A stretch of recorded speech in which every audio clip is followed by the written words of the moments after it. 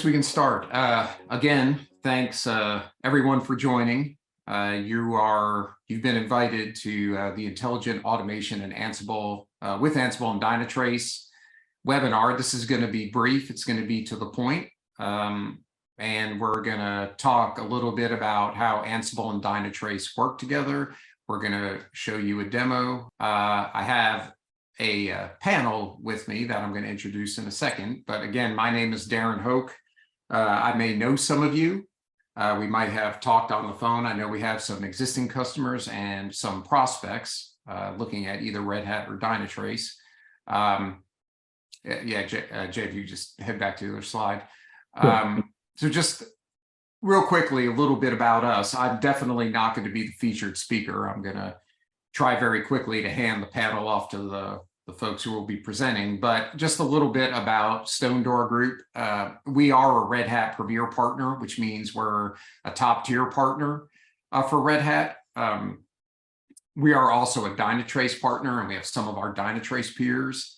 The big thing about us as a reseller is that we're a very services heavy organization. We have a significant amount of Red Hat experience. We have a bench of about 80 consultants in 5 countries, and we've done about 500,000 hours of Red Hat consulting, specifically around Ansible, OpenShift, Red Hat Enterprise Linux, Satellite, the entire product stack. And we've just recently integrated Dynatrace into our product mix and into our solutions. Our focus really is enterprise automation, migrating apps, SRE, OpenShift. We are very big into the digital transformation scene. We were early adopters of Docker and Kubernetes and Ansible and DevOps and pipelines and implementing system-wide automation, and then also implementing system-wide application transformation, both on-prem and then also to the clouds. We do work with Azure and AWS also. And you go to the next slide. Real quickly about today, we've got a couple panel speakers here. The 2 main speakers are going to be Jay with Dynatrace, who's a partner cloud evangelist, and then Jason with Red Hat, who's a solutions architect. We work with Jay and Jason quite a bit when we work with customers to do solutions architecture. We also have Aaron Ferguson, and then I'm on the call. Aaron and I are going to take more of a subordinate role, and we're going to let Jay and Jason do a lot of the talking. So let's just go to our agenda. So, like I said, we're going to make this brief, informative, and we're going to show you some of this technology in action. So we're going to talk a little bit about Dynatrace and Ansible, specifically their integration around EDA or event-driven automation. We'll take a look at the integration components between Dynatrace and Ansible, how it all works. We're going to show a demo of auto remediation in action, and then we'll answer any specific use cases. Just a few notes before I hand it off. Stone Door Group, we have a culture of, we're a Linux culture. We've been a Linux culture forever. So we're a pretty thorough group. We're a pretty skeptical group. And we're very committed to good technology. And about a year ago, we started working with Dynatrace, and it was about a year ago that we caught a vision for the idea of using Ansible for automation. We've been using Ansible to solve so many customer problems. And like for 20 years, there's been conversation around, wouldn't it be great if infrastructure can self-heal itself? Going back to like when I worked at Sun Microsystems around 2000. What was interesting is when we started talking with Dynatrace, we all caught the vision at the same time. This idea that you can have Dynatrace, which does such an enormous amount of monitoring across the stack, both infrastructure and application. And then there's such an enormous capacity with Ansible that we knew there had to be this capacity for Dynatrace to have classes of events and then be able to send those to Ansible programmatically. And then we knew Ansible could implement sequencing of fixes. So we actually really got interested in this last summer. We did our first versions of this in October, and then if anyone was actually at Ansible Fest and Red Hat Summit this year, Dynatrace and Red Hat went to market with an actual package solution, and that's what we really want to showcase. So this will be interesting to you if you've been looking at Dynatrace and SRE and monitoring platforms, and you've also either have Ansible and are looking at it for automation, and you're looking to see how you really can solve the problems you've been trying to solve forever around auto remediation of downtime or performance of applications. So with that, I'm going to hand this over to Jay, and Jay and Jason are going to take it away. Again, thanks to everyone who's showed up here. It's extremely important for us that this is useful to you. So go ahead, Jay, take it away. Yeah, thank you, Darren, for the introduction, and welcome everyone for this webinar. Thanks for being here. I hope I can give you a good high-level introduction of Dynatrace today. And if you're interested more in knowing more, definitely hit us up or hit Stone Door Group or Premier Partner too. So with that, I'll just give you an introduction on Dynatrace. If anyone of you have not heard about them, of us, or so. Dynatrace is a university, observability platform. Basically, it's an industry leader in observability, as you see in the Gartner Magic Quadrant, which we just released a couple of weeks back. We are the leaders, clear leaders in completeness of vision, and in every other 6 use cases which Gartner looks at in terms of getting Dynatrace evaluated. So we were the leaders in that, and we are spread all over the world. We do like 25 major releases. So we are also, we have a SaaS, mostly SaaS customers, and then a few managed customers. We do 25 major releases per year in SaaS. For managed, it's usually 1 per month, so it's 12 releases per year. We are publicly traded in New York Stock Exchange, so definitely look us up. So usually when we go to customers, we see most of them have a do-it-yourself, a DIY observability, which is the reality in most of the customers which we kind of first go into.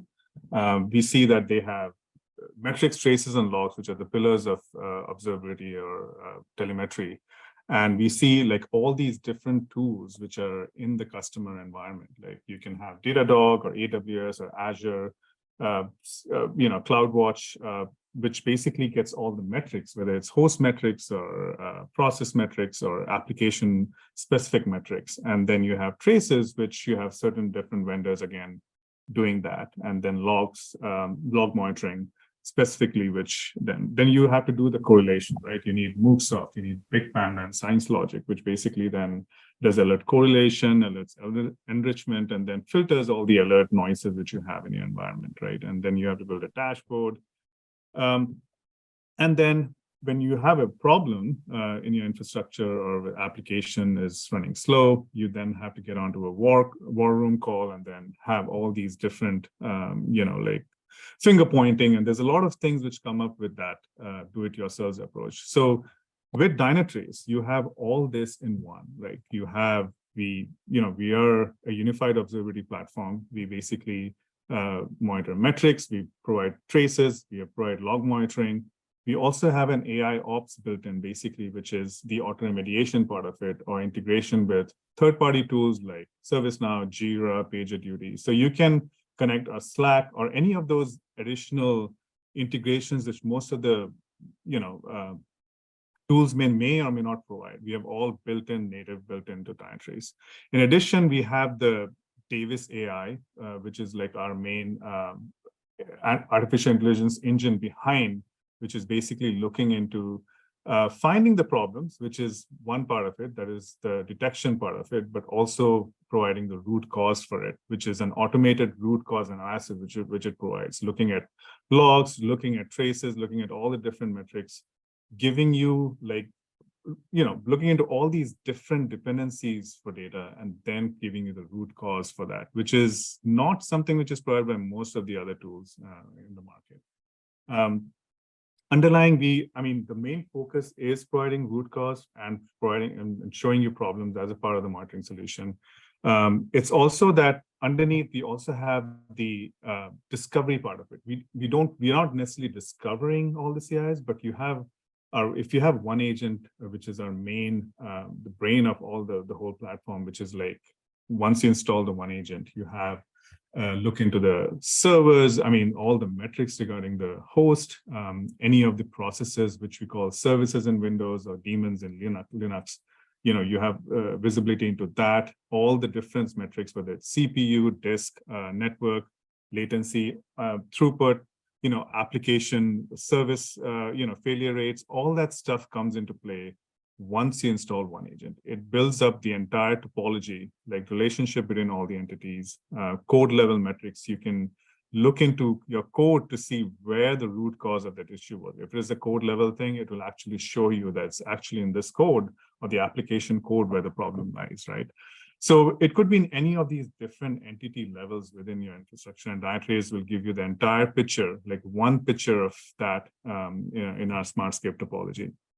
So it's something which we have built where we have also, in addition, on top of that, provided the AI ops capabilities, which we are going to talk about today, right? The auto-remediation part of it, like interacting with ServiceNow, and then with Ansible, which also does the actual action or the auto-remediation of it, and then bringing it back while we're observing what the problem was, looking into that in a holistic way.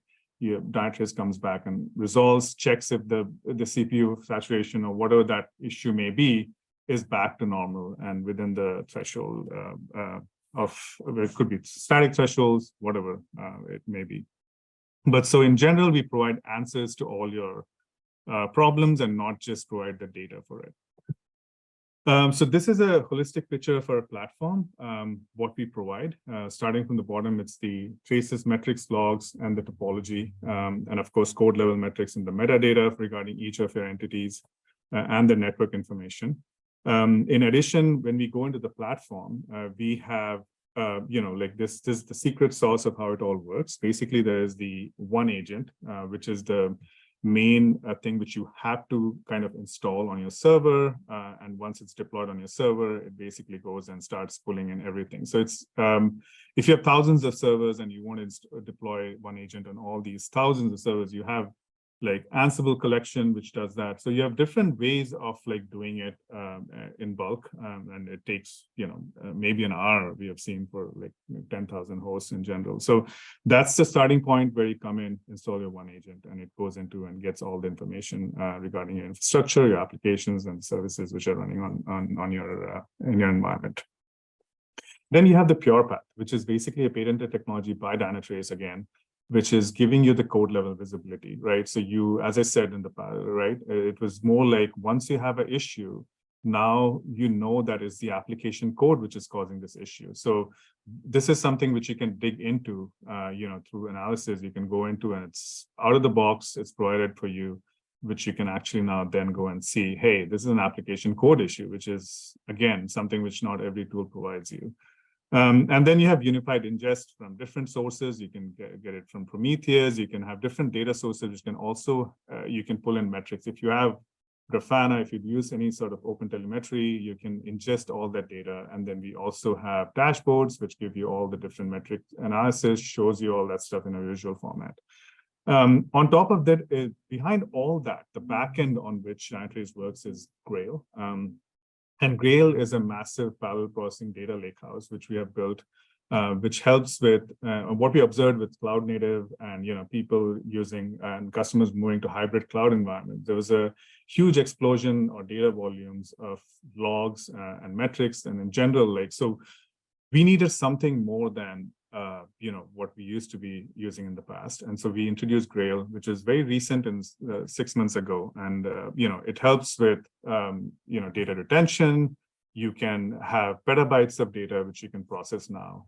And you don't have to have a huge retention policy or like a separate cold storage, as such. So you can have 1 year of worth of data stored.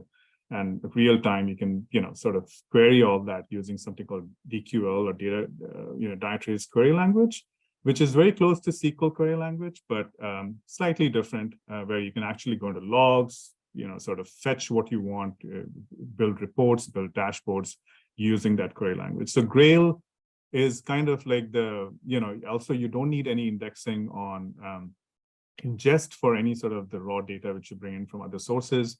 It's indexed on index on parse, sorry. And so it's one of the things where the speed or the scale for which you could building, like if you have a huge customer environment, your customer is huge, that's where this helps a lot, because this is this helps with a lot of that speed in terms of retrieving data.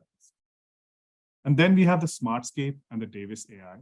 So the Smartscape is basically the topology which shows you all the relationships between all the different entities. When you have a host, it's got different. You may have a Java or a .NET or a Tomcat server running on top of it, and then you may have a bunch of applications running on that. It could be a Java application, a .NET application, or Node.js, whatever that may be, right? It's all now getting tracked within Dynatrace. Now you can see all the different relationships.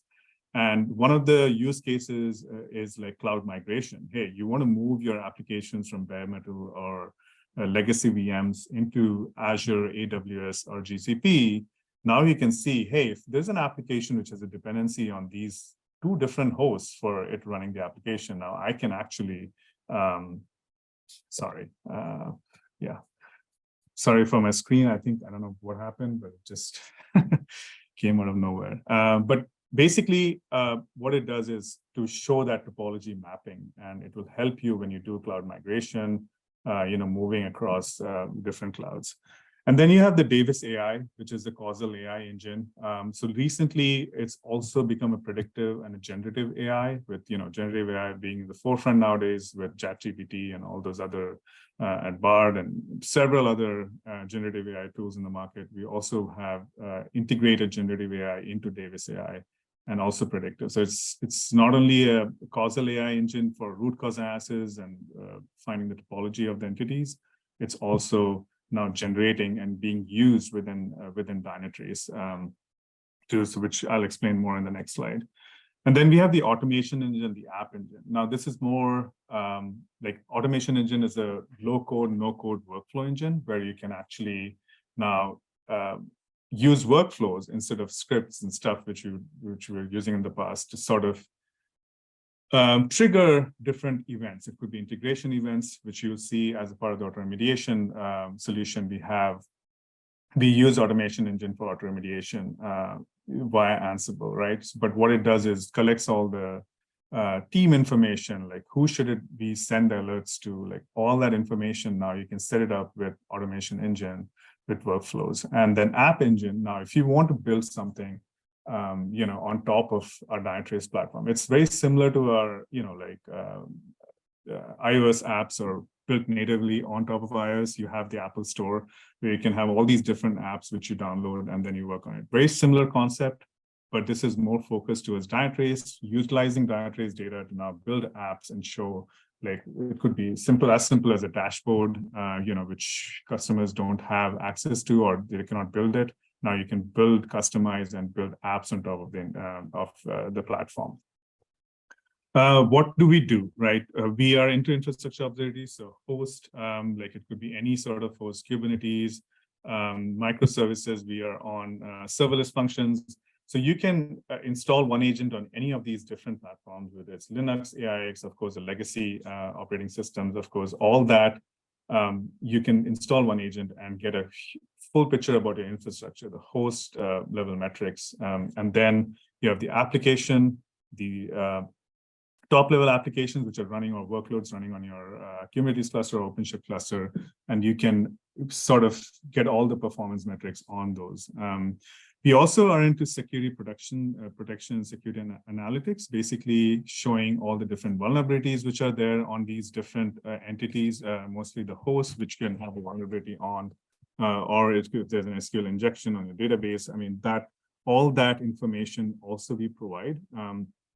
And I'll talk more about it as we go further.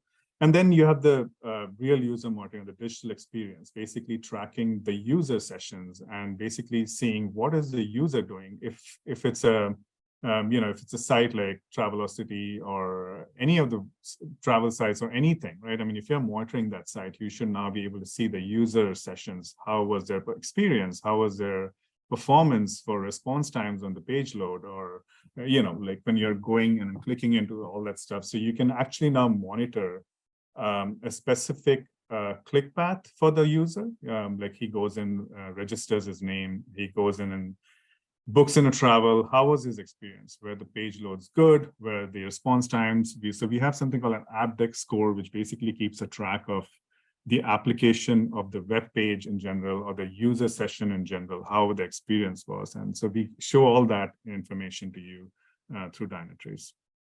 And then we have business analytics. So apart from the infrastructure and the application level metrics, we also have the business side of it. So we have a customer who basically calculates the tips for all their restaurants in UK by using Dynatrace. So we actually capture a lot of that event data in the logs, and we can query those, business event data, like in this case, tips, how much tips were collected as a part of the whole, like within those 10 restaurants chain, within that chain of restaurants in UK, right? So they're using that. So there's several other use cases, of course, when you go into the business analytics, like, hey, I bought this ticket using this credit card. Hey, was he a loyalty card customer? Or all those different tracks of how much did he pay for this trip? Like, so comparison of data. So there's a lot of data which is captured. Of course, the PII data, personally identified information data, is all masked. That's not exposed. But any sort of data which you want to track in terms of the customers, or they want to track in regards to business specific data, that's again can be tracked by Dynatrace. And then we have the Dynatrace Hub and the automation engine, and all these other different custom solutions which are basically provided by Dynatrace in addition to what is provided out of the box. So we have something called extensions, which we build on top to build in, bring in data from sources which we don't automatically monitor with one agent. So all that is actually in the Dynatrace Hub. You can go take a look at it. I won't be going very deep into Dynatrace too much, showing this stuff, but there's a YouTube channel which we have on Dynatrace. There's a weekly get to know Dynatrace sessions which we have, and gives you a very brief, like a 1-hour session into hey, this is what Dynatrace does. This is how it looks. This is how the screen looks, how it will look. All that stuff comes in. If you have some time today, I can go into it. But yeah, it's time is of the essence here. Also, the Davis AI. So I just want to quickly touch on this. So we have the predictive AI and the causal AI, and then there's something called the Davis Copilot, which is generative AI. So just as an example, right? If a user wants to build a Dynatrace dashboard for a business of, like in case of Amazon, let's say take an example of Amazon, a business critical service that will be at risk during Black Friday. So there's a certain bunch of steps which you might be, looking at for Dynatrace to do. So understanding the meaning of the question, which is more of generative AI, identifying all the user sessions that contain conversion metrics using Smartscape, which is again causal, using the causal AI engine.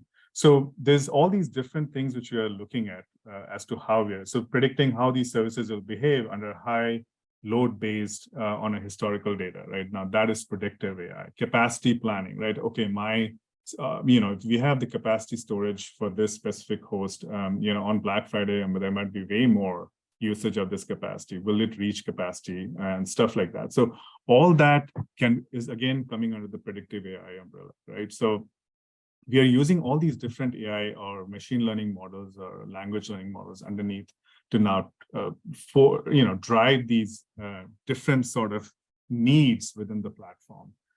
Again, the Davis Copilot, as I talked about DQL in the past, it translates the natural. So you can now go in and say that, hey, I want to fetch this data from, let's say the CPU metrics data for this customer from the logs. CPU is of course out of the box, but let's say the business event data, which I talked about, right? I want to know the tips and stuff. And now I can write a DQL query, but what the Davis Copilot with the generative AI abilities will be able to now, you can type in plain, just like as you do with ChatGPT, hey, I need this and this. Now you can write that, and it will get back a query for you in the Dynatrace query language. So you don't have to write the query anymore. You'll get that, out of the box. So that makes your life much easier. You don't have to write a query language. Of course, you'll have to streamline and refine it, but at least you'll have the ability to now, in plain English, right? I want to fetch the tips for this restaurant for this specific quarter, let's say, and it will give you a sort of query for that. It also auto-generates a lot of the code which we're using for the workflow engine. So there's quite a lot of use cases which you'll see as you start using the platform.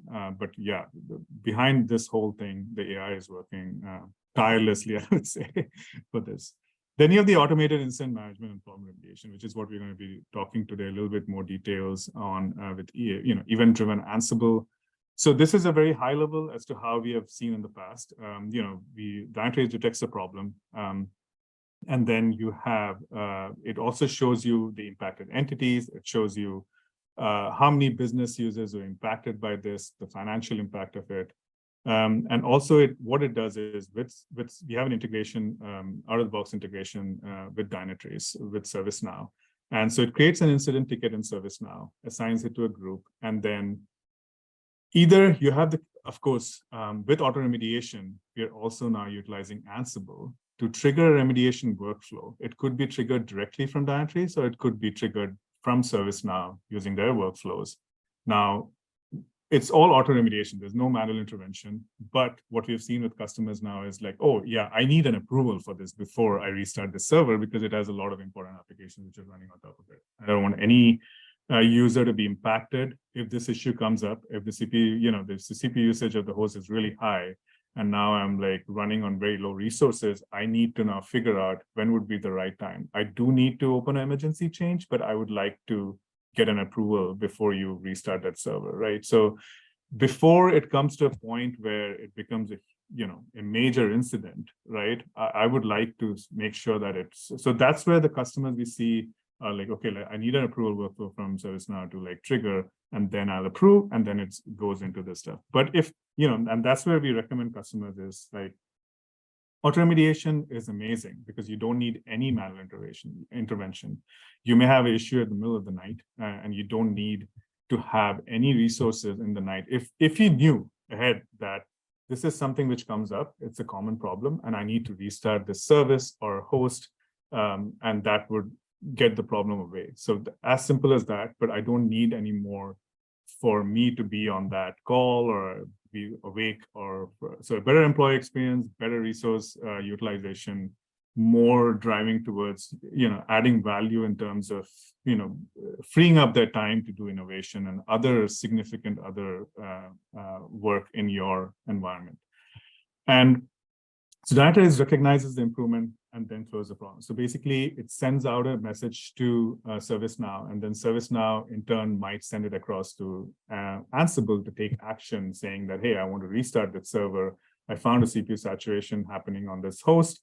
I want to sort of restart the server, and that would be the action Ansible. And Ansible then interacts back with Dynatrace, sends a message back to Dynatrace saying this issue has been resolved. Dynatrace will take a few more minutes to see if it gets stable. If it comes back, the CPU usage has come back to normal levels, and then it will close the problem. So there's a whole closed loop involved in this whole thing. You may or may not involve ServiceNow, depending on whether you need approvals, whether you need an incident ticket. But there's a lot of information which we have where we also open an incident ticket, but at the same time, we kind of also trigger the remediation immediately. So there's no, loss of time. What we saw with one of the US government institutions where we worked for, in the past, they used to take almost 60 minutes for, from start to finish for the specific problem which we actually auto-remediated, from taking 60 minutes to almost 9 seconds. That's how quick it was, and like a 99% reduction in the MTTR, mean time to resolution. So one thing to also see is that because of the Davis AI, which we have, right, the automated root cause analysis, which is, which takes a while. Like when you have detection, first is problem detection, right? It takes some time. And then you have the analysis of the, what could be, what is the issue here, right? I mean, you might be looking at all different things. It could be, in your stack, is like, if it's a, a microservices stack, you might have to look at all these different microservices which are feeding into that whole problem, right? Where exactly, which of the services failed, right? So that's where the detection and the, not only just showing that, hey, we are resolving it, but we are detecting it also very quickly here, plus resolving it automatically. So all that, in a sense, contributes to the MTTR at the end. And I'll show you in the demo as we, go forward. The other use is quality gates for the development and the SRE teams is one of the kind of like very important. We see a lot of developers, you have the shift left observability, right? You have like, somebody who is, the developer basically is developing an application and, he's pushing different versions of the code every week with agile development, environments today. So there's a lot of releases along the way. Like you move from dev to UAT, UAT to production. And during that whole, you need to develop your own manual tests, right? You have to have a test plan. You need to now run those plans. Sometimes like load generation, you could be using JMeter or any of the other load generator tools that you'll see, basically to like do this whole code evaluation, right? And that is where Quality Gates comes in. And we provide that automatically to you. Like you can now install, deploy Quality Gates and then make use of that.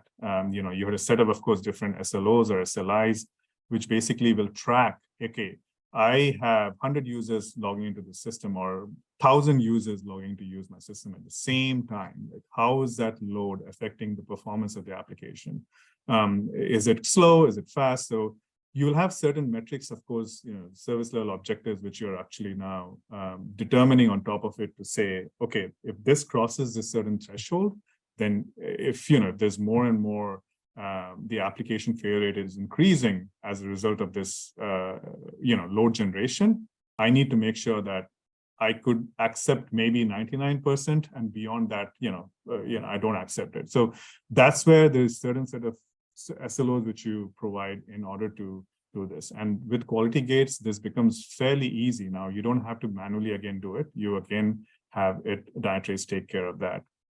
So scale, quality, and speed. That's what it helps with. And the same thing with the financial service customer, which we saw from deploying the build to actually approving or rejecting the build. You have to go through a lot of manual process. You run the tests on JMeter, but again, you have to wait for the QA research to approve it, make sure that it's actually done. Is the code okay? Is there some problems? And then he may approve and reject the build, right? And then this goes back to the development team, and then they have to again relook. And so it takes a lot of time. Whereas with with what we provide with Quality Gates, this takes 5 minutes. So from 32 hours to 5 minutes, and that's how quick the resolution with use of Quality Gates is. The other thing which I want to dive in was the AppSec. So as I was talking about previously, we have an AppSec application security for application level. So we have the one agent, which is monitoring the host, the applications and the services and the processes. We do an automated risk assessment with our Davis AI, so we have a risk assessment, which you have so we have Snyk. I'll just give you this, there's a better picture of this. So one agent underneath is monitoring the host. And then Snyk is providing a live feed of all the different vulnerabilities, which can, which are happening on application security, like violations or threats or whatever. It's feeding all that data into Dynatrace. And then Dynatrace basically has the ability to now look at the feed and see, okay, this host does have this vulnerability and it needs a patching, right? So that is how it works. It's not that the one agent itself is providing the vulnerability assessment. It's just helping or aiding with the help of the data which is coming out from Snyk, and using that data to now patch vulnerabilities. Let me go to the next. So the security advisor, right? Not only do we give you the ability, so this is the first stage where we're giving you the advisory, or we are giving you the advice on how to sort of patch this. The future is that we will actually just patch this for you, right? It's being built right now, our application security module. So it's coming to a point where we are showing you all the different vulnerabilities existing on all these different entities. The technology, there's a Davis security score. There's a Snyk score, which comes in from Snyk, which is against the industrial standard. But then we look a little bit deeper. We see like, hey, how many users were actually impacted? Is this sensitive data we are looking at? And this is all being done by Dynatrace on the back end, showing you as a part of the application security offering we have, which will tell you, okay, this may not be as serious as you think.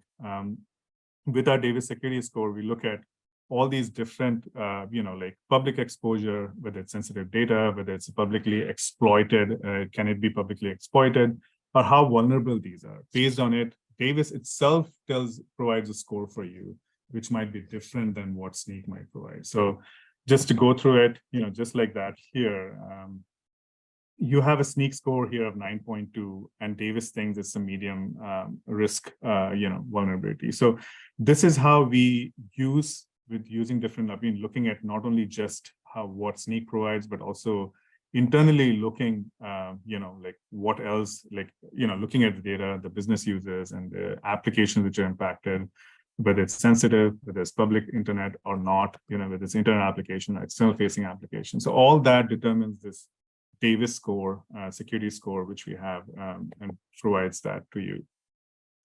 Let's jump into more of Red Hat and Dynatrace. Red Hat and Dynatrace, we have been partners with Red Hat for almost 8 to 9 years now. So we work really closely with Red Hat on a weekly basis, basically working with their teams, looking at what integration solutions. So currently what we offer is Red Hat OpenShift and RHEL monitoring out of the box with Dynatrace, and also the auto remediation solution with the Ansible automation platform, right? So this is where we're going to be diving deep into today with EDA. And this is just showing you the problem card, how we look at, how we do the auto remediation. We have a root cause which comes across in Dynatrace. We send that across to EDA. When we have a problem, all that problem data goes across to the event-driven Ansible server. It's being sent across to them. And based on that, there's rule books and playbooks, which I'll talk a little bit more deeper. But in general, this just shows the problem card being open, all the remediation actions we have taken in our comments in our problem card, and and there'll be a live demo for this. So I'll show you more on that. With that, I'll hand it over to Jason. He'll talk more about the Ansible and a little bit more about the EDA. All right, cool. Thanks, Jay. We should be able to get through these Ansible slides fairly quickly so we can get to the video demo. Let's talk about Ansible really quickly. At the foundation of Ansible, when most people hear Ansible, they think of the automation language, right? So when we're referring to Ansible, we're talking about the Ansible automation platform. But at the heart of that platform is Ansible Core, which is the automation language. The three of the key features. If y'all are already familiar with this, I'm sorry for going through it if this is redundant, but I just wanted to cover it, make sure we're all on the same page before we get deeper into the weeds. So three of the key features of the automation language itself is that it's simple. So it's in a human readable language, so it's easier to adopt, and that's YAML, written in YAML. It's powerful. So what we mean by that is it's a universal language that can span multiple IT domains, and we'll see that in 2 more slides. And then it's agentless, so it's easily integrated with hybrid environments. So you're not installing an agent onto whatever device or piece of infrastructure that you're trying to automate. It has different ways to connect to it, mostly through SSH. Jay, we can go to the next slide. So who is the platform for, right? So Ansible is not just some automation language that you run with playbooks for. Like Ansible automation platform, when we say platform, we really mean platform. So it's not just a tool for ops teams, it's for your entire organization. So teams of all shapes and sizes at differing stages of their automation journey can benefit from Ansible automation platform, the experience of the platform. I mean, so these teams may vary in size. They probably have different responsibilities and maybe very likely have different use cases. So also team members fulfill different roles. So you'll see on this slide here, there's three of the common personas that would interact with the automation platform itself. So you have content creators. Those are the people who are literally writing the playbooks. You have operators. Those are the people who are executing the playbooks. And then you have architectures, your architects. So those are the people who are in charge of making sure you have the right tools in place and making the investments in the IT portfolio for future projects. We can go to the next slide. So key capabilities that you can do across your IT footprint. So this is a very good slide at showing the power of Ansible without talking too much about it. But if you look from left to right, you've got different parts of your IT footprint. So you've got apps, network, cloud, security, infrastructure, and edge. Ansible can automate against all of those. So, under each of those columns, you'll see some of the key use cases that Ansible can do. This is not an all-extensive list. This is only some of the most common use cases, but really Ansible is very, very powerful. And in the next slide, we can see kind of, so some may say, oh, well, that's really great. How do I get started? Where do I start? Well, customers with paying subscriptions get access to, or actually, if you don't have a paying subscription, you're using the open source version, you've probably heard of Ansible Galaxy, right?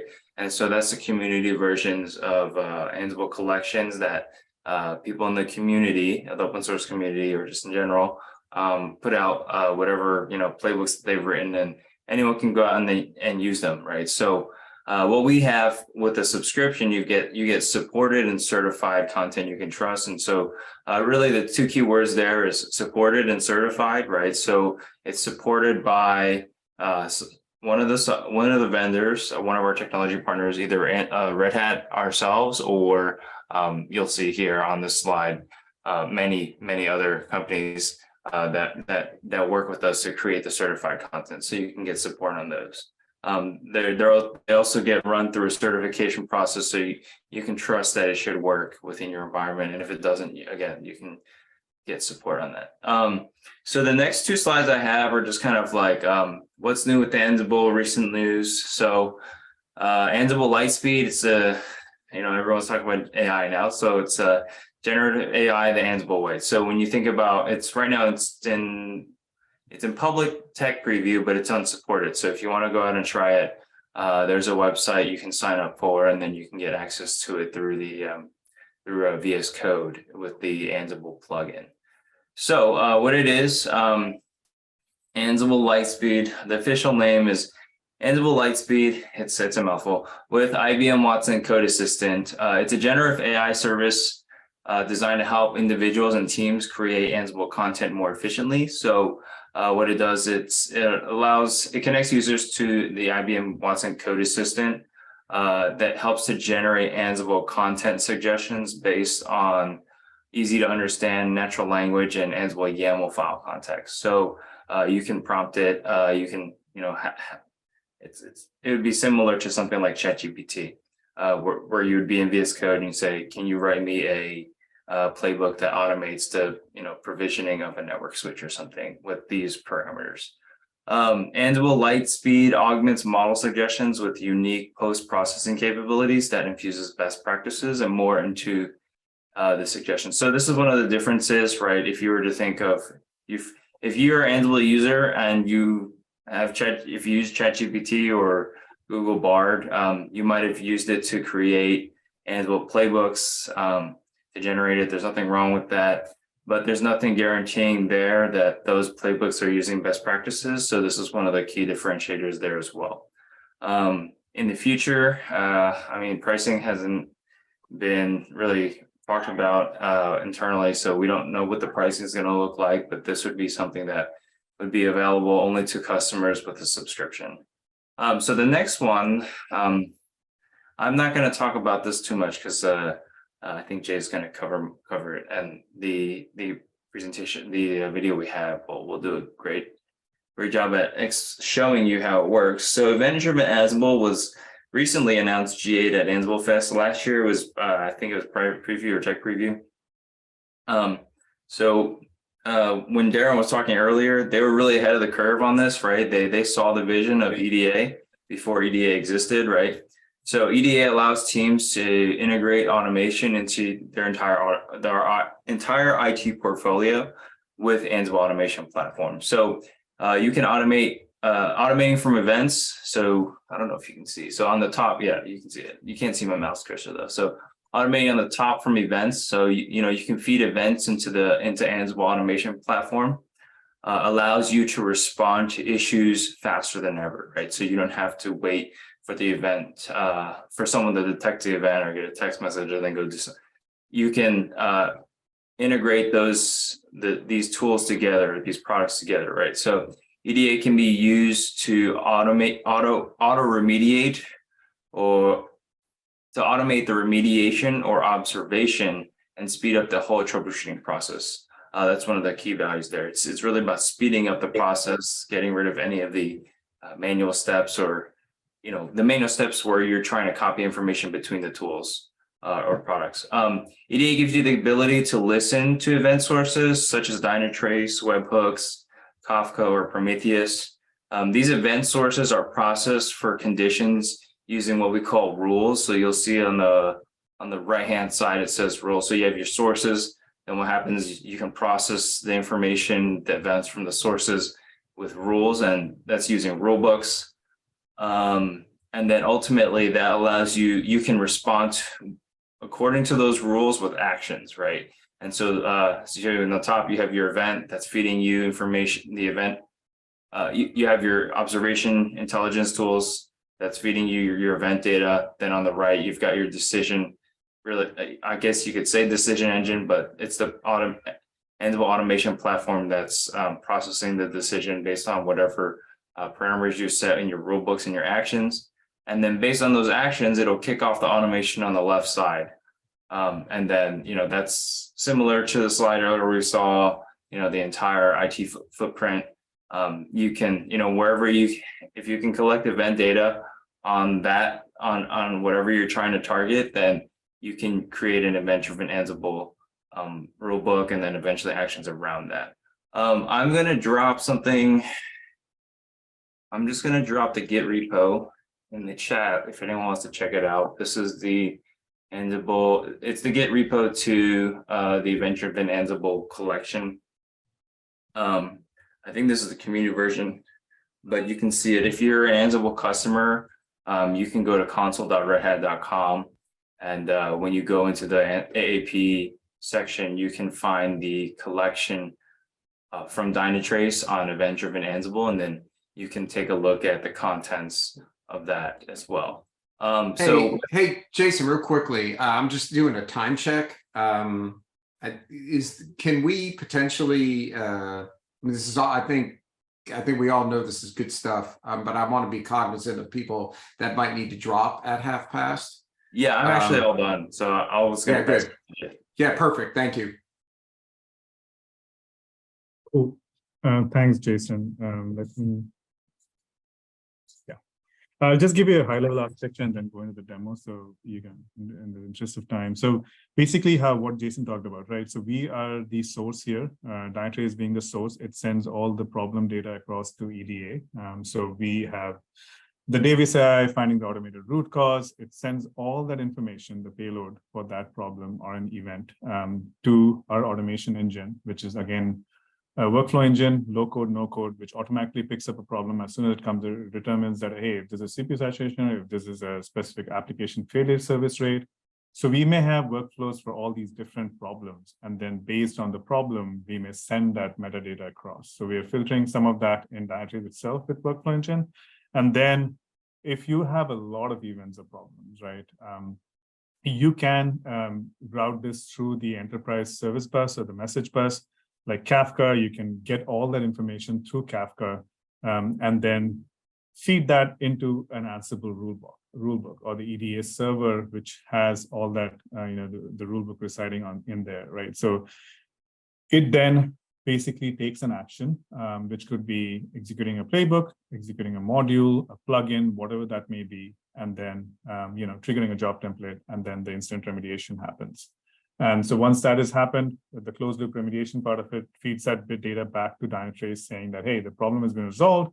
Let's now go ahead and look at if the problem is actually resolved or not. If it's not, then plan B, what else should we do, right? So that's how it is. Let me go into the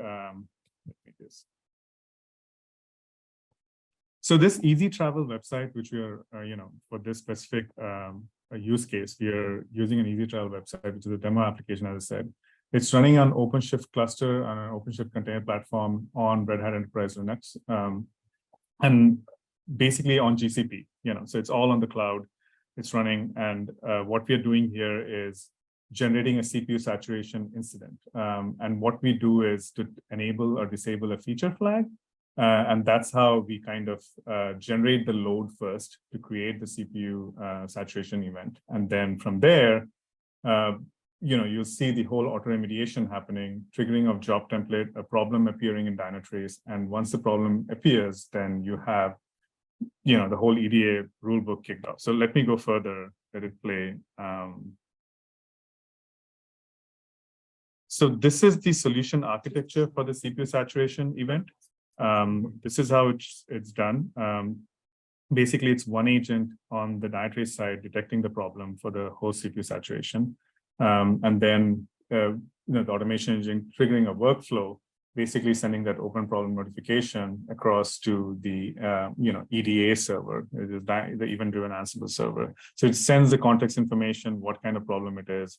It also alerts an email, Slack, or whatever that might be, your communication engine, and that will basically be then also be telling you like, hey, there's a problem here. In this case, specific case, once we send this data across to event-driven Ansible, based on the rules. So within a rule book, you have all these different rules which basically get triggered. And based on this case, being a host CPU saturation event, Ansible just scales up the host resources in the specific case. It again runs up a health check on the host, makes sure that everything is okay, sends the data back, updates the problem comments on Dynatrace, and then closes the problem.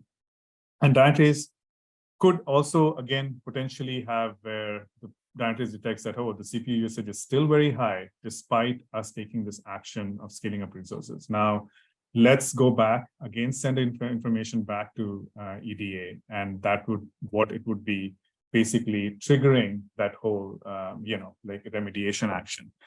This specific, what you're seeing is basically the triggering of the job template to create the CPU saturation or the CPU load to create the CPU saturation issue. So this is me triggering that whole playbook on the Ansible automation platform. You can see it log into the OpenShift cluster.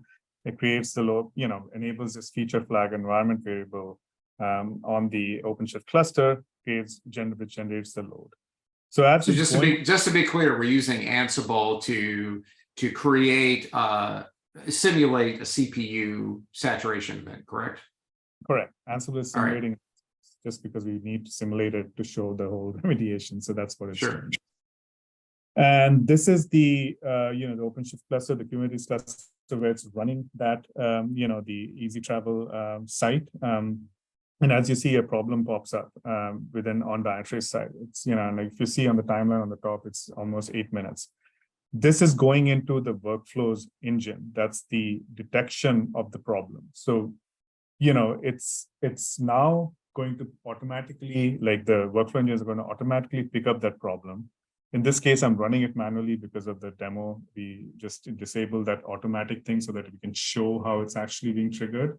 So, I have to click the run button on the top, and once it's run, it basically gets the problem details, gets the owners. So any assignment group or team information, we also store that information, gets the contact details. And this is the payload which goes across to the EDA server, right? So it's showing you the event details, what kind of event, as you see, the CPU saturation event, what, if it's which host it's impacted, and all other details about the teams, which are, who are the owners of this specific host, and then gets that information. once you trigger the whole workflow, and pushes it across to Ansible. And you'll see that in the connection details, I'm looking also for a status code of 200, making sure that it's actually been sent across. So there's the input, but it's also showing me, let's wait for this to go. And, infrastructure problem, resource contention issue, CPU saturation, it's an open problem. And then, okay, let me wait. Same things again, sorry. I think I wish the audio was working, but and then the result of it is basically showing me that it's actually sent it across and it was successful, right? So this is, and on the Ansible side, it basically goes through the EDA, server, and that's an endpoint which I'm connecting to on the Ansible side. So here, I'm actually sending it via EDA into playbooks, or as you saw, the CPU saturation. Resolving that CPU saturation issue playbook has been triggered. Now, this is the EDA server. Apologize, this was early preview. We got it before EDA was released, in Red Hat Summit, the UI part of it. It was always on the CLI version of it before. So this is where it comes in and pushes all that event. And this is where you see the remediate CPU saturation job template being triggered. And that's what is basically triggering the automatic remediation of it without you manual intervention, without any manual intervention, and bringing the load or the CPU load down, right? It takes a little bit of time, but you'll see a little bit that you have the comments being updated. So as we kind of do the remediation, we have, you see the comment here, the EDA controller sends back Dynatrace saying that it's triggered an Ansible playbook for CPU saturation.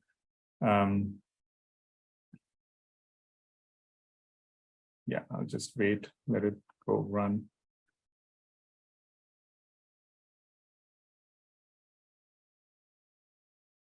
It takes a little bit of time, right? It's running the CPU saturation, but it has to do certain things on the infrastructure side, whether it's a restart, whether it's scaling up, adding, more capacity to or resources to the host. And that's where it takes some time to do that, right? Ansible is doing it in the background while the problem is still open on the Dynatrace side. But as soon as that playbook is done, it will update the saying that, hey, it successfully ran the Ansible playbook, and you can see that update. And then Dynatrace takes some time to basically evaluate. It will take a few minutes to see, hey, has the CPU saturation event actually been resolved or not? So that's where it will take a couple of minutes to just, the AI is not working on the background. There's no manual intervention here, mind you. This is all AI doing. And as you see, right, the curve, the bell, whatever, the graph is like in terms of it's coming down and it's going down as you see the CPU usage. So eventually what will happen is that this is now a resolved incident, and it took us like 16 minutes from start to finish, from opening of the problem to the the actual remediation of the problem. It, once we detected it, that was around like 7 or 8 minutes in this specific case, but it might be much quicker, on a different scenario depending on your environment. And then even the remediation action could be much quicker based on what action you're taking, right? In this case, it took 6 minutes to, get that, allocate resources, making sure that those resources are enough to now bring the CPU saturation down, right? So that is where it took us 6 minutes in this case for Ansible to take action on it and for finally the problem going away, right? That's inclusive of Dynatrace like continuously observing on the background that this problem, hey, the CPU is going down, has it come below the actual baseline, right? So that's where it's quite different. It's showing you the entire time here and not just the, just the detection time, so mean time to detect, mean time to resolution. So all that is included in the whole picture. There you go, Darren. Yeah, thanks. Both to Jane and Jason. We had planned for 90 minutes here, but I know that people may want to finish early. Clearly, there's a lot of ground to cover here. And I think if there's anything we demonstrated here, that Dynatrace has a very compelling AI-driven capacity, not to just do simple things like, like what Nagios would do, binary up or down, but to actually apply some level of intelligence to monitoring things that change states often, like application servers. And then, essentially be able to send those events to really the big thing in Ansible is that EDA, that event driven automation bus, which listens, API programmatically, and then, you can run these playbooks. There's a lot here, and for some folks, we might have bored you. For some folks, we might have overwhelmed you, and for some folks, you got the gist of it. Thank you first for showing up, and then the second thing here is our next step after something like this is we can actually do a 3-hour dedicated workshop with your team on this, where we'll set up Ansible and Dynatrace in a sandbox.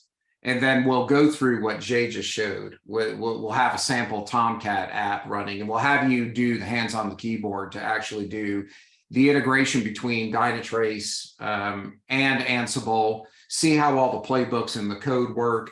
Then we'll have you induce the fault and then actually trigger the remediation. So that demo he showed, we could take a team through it, and that's of no cost to you. And if one of our sales reps invited you to this event, all you have to do is email them and say, hey, I want that free workshop, and we'll get that scheduled for you. And then you can kind of take it down to a more granular level and also discuss some of your use cases that might be relevant. So that's a next step for you if you want to see more. Again, thanks to Jay and to Jason for going through all this. As a third-party partner that kind of sits away from and implements this, we've seen it in action. When you get it set up, it actually does work. You really can prevent 4-hour outages or 1-day outages, and you can get that down to a couple minutes. And it really isn't that hard once you kind of get the hang of configuring Dynatrace and then writing a lot of the remediation playbooks, which already exist, the frameworks exist. So that's it. Thank you for your time. Feel free to stay and type a question in the chat, or we appreciate you showing up. Take care.